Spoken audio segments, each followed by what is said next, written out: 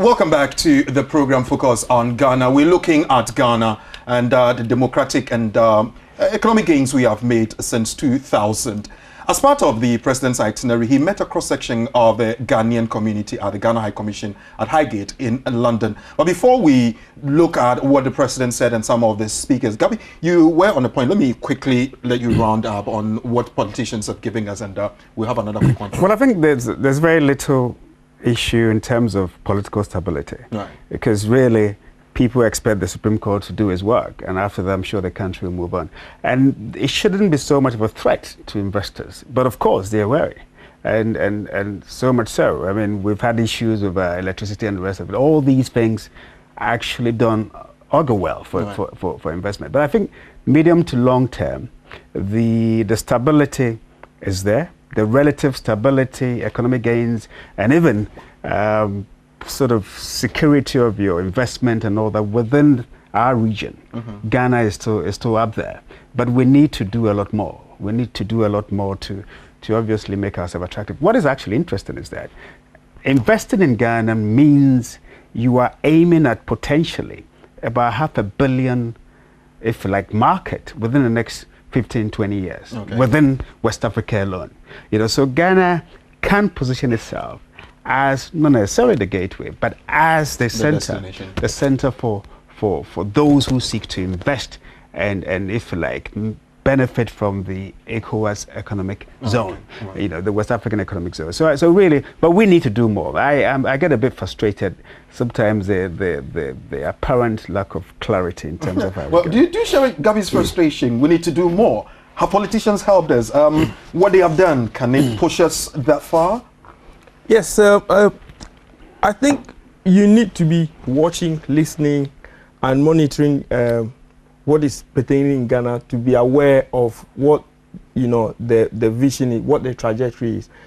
If you're not observing, then you will have a challenge realizing where we're heading. But I can assure you that the president is working hard to ensure that, you know, our development, you know, is at pace with the challenges that we face. I think that we are moving in the right direction. Yes, you know, politically we have developed, you know, and that is the flagship.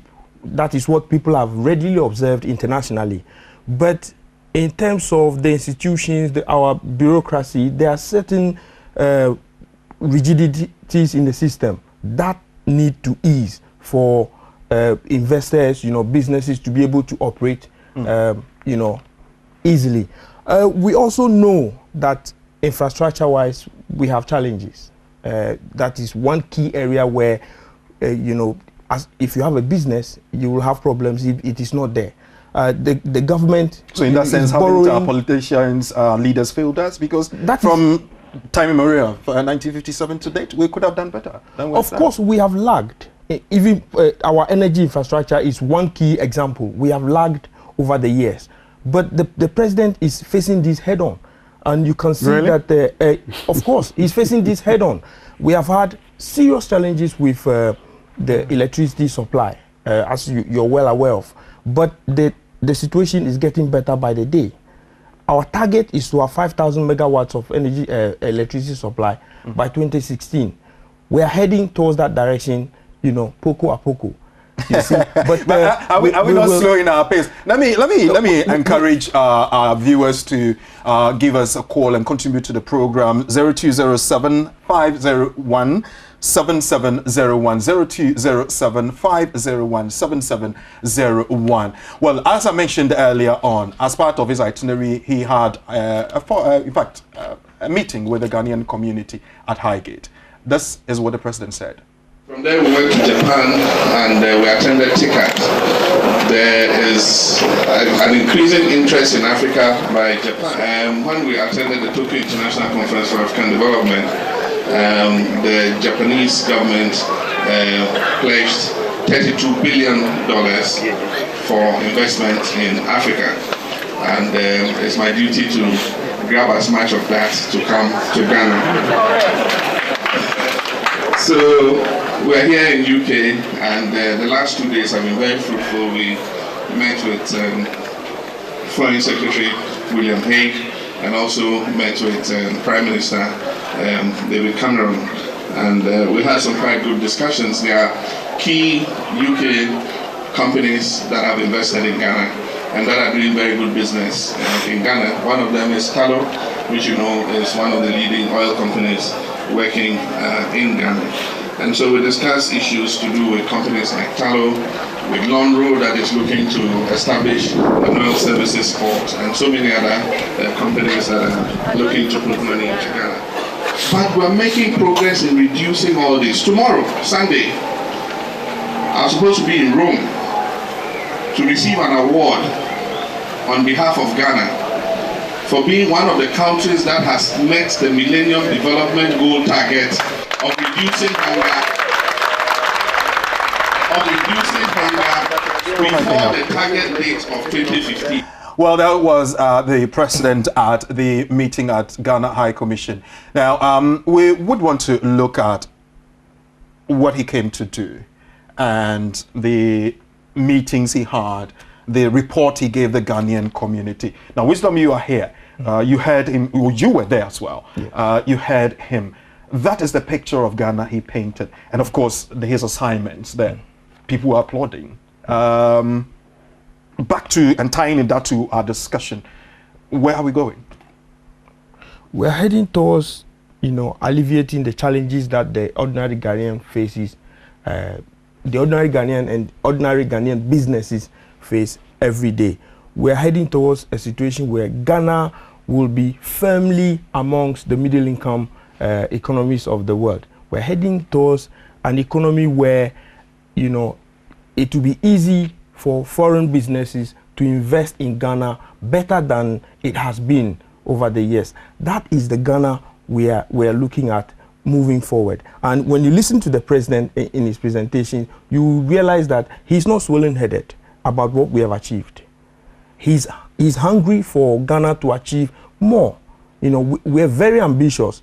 Yes, I see where, Gabi was, when he was expressing his frustration about not understanding where we're heading, that the fact that we need to industrialize. Yes, the environment is being created, enhanced by the government of the NDC to make sure that businesses operate better, businesses can set up easier, and that Ghanaians are able to, we are able to indigenize the economy. Here's a situation where a lot of the investment that we see in Ghana, the chunk of it has to come from without Ghana. But we're trying to alleviate that situation. We are trying to improve the situation whereby Ghanaians, play a major role in the economy, so that it will not be a situation where, we only see them watch. We have had the influx of foreigners coming in, especially in our mining sector, the Chinese, the Galamsey problems and all that. Yes, but you would have heard, if you've been were at the Chatham House, that the president, in answering one of the questions, talked about the local content bill, which the government is committed to. We still don't have it, do we? Do we still have it? Is it very impractical, please? It's just it's not ready yet. But why isn't it ready? He spoke about it when he was vice president about 4 years ago. Yes, yeah, please. I mean, we don't have time. You know the processes that these things have to go through. It's about priorities. But don't. Of course, it's understandable that in opposition you take advantage of some of these things. But even though you know why it is at the stage it is, why is it there now? We are making progress. I'm sure the lawmakers will explain better why it is not fully matured yet for us to use. But the commitment is very important for us to recognize the commitment of the government in making sure that Ghanaians play a key role in our forward movement in terms of economic development, and that is the point we need to emphasize. Well, Gabi, you had issues with the timing of the local content thing and the pace, probably. Well, I have issues with this government, full stop. They don't seem to, I don't like bad mouth in my country when I'm outside of my country, but, sometimes you are pushed to. Look, we talk about... Let me give on your indulgence and pick this call for a minute and come back. We have a caller on the line. Hello, good evening. Hello, good evening. Yeah, my name is Kwejo. You are calling from Harrow. Yes, please go ahead. Yeah, I've been listening to your discussion. Yes. There are a lot we could have done over the years. Yes. But I think, as myopic as we are, and as Africans, we are always going to get it wrong, right? Why do you think we are myopic? Yeah, we are myopic because, let me tell you this. Tell me. Now, look at the Kumasi-Accra Road. Now, it's only common sense that our two biggest cities are Kumasi and Accra. Yeah. Right or wrong? That's right. Now, I'm sure most of you travel around the world, like I know Gabi travels around like we all do. We go to Brazil, we go to South Africa, US, Germany, and all these areas. And can you just imagine the road linking our two main cities? So in effect, if I get you right, we could have been more ambitious than we have been. Now, the government at the time, this Kumasi Road, this Kumasi-Accra Road, was not constructed in 1900. It was done just about 7, 8, 9 years ago. And who was the minister who was so visionless as to give us this village road called Accra to Kumasi? Anyway. Come on, let us all come on. As I mentioned, if we get you right, I think we could be more ambitious than it is. Let us stand up as Ghanaians. Yes. Let us forget about NDC and MPP. Let us get things right. That's all that the Ghanaians need. At the end of the day, I think it's a point well made. For the sake of time, let me just get you to London. Thank you very much for contributing to the program. Now, Gabi, we're on a point. Let's do that quickly. I think I'll just add to what he's saying. Look, we need generational sort of leadership. A leadership that comes in and not think about today or tomorrow, but what our children will have. It's really, I think that's what he's talking about. Because I didn't understand for the life of me. It's not just Kumasi-Accra Road. It's the road all the way to Burkina Faso, linking us to the Sahelian area. Yet it was as bad as ever. So you need a sort of leadership that will think, look, let's invest what it takes to get this road working, but let's do it at value for money.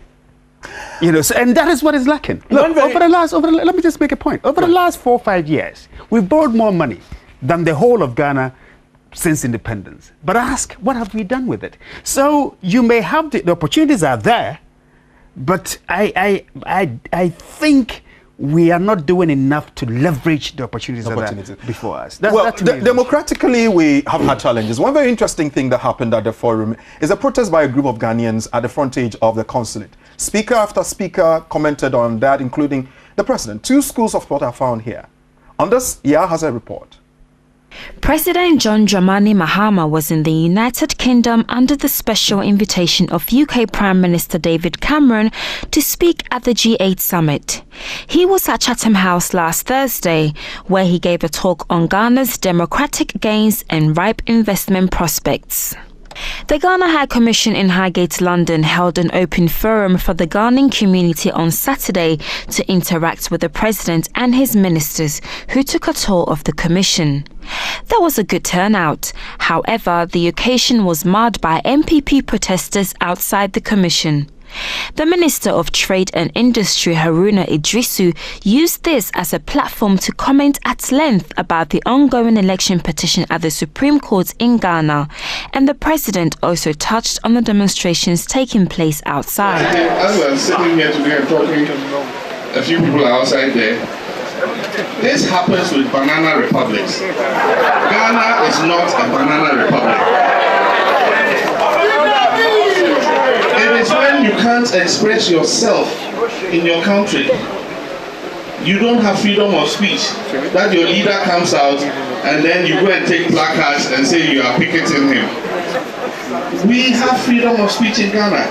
You can demonstrate in Ghana. You can speak on the radio. Indeed, if you're a president and you survive from 6 o'clock to 10, then you are fine.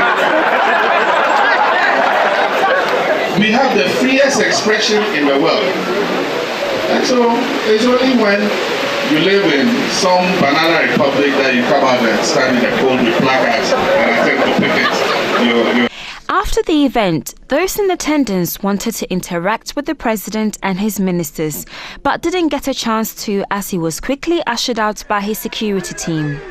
As he was being led out, Mahama was heckled by the protesters gathered outside, showing just how divided the Ghanaian community is on his legitimacy as president of Ghana.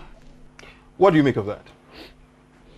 I have a little reservation with the tail end of the report there. Ghana is not divided, no. If Ghana was how the opinion was divided there.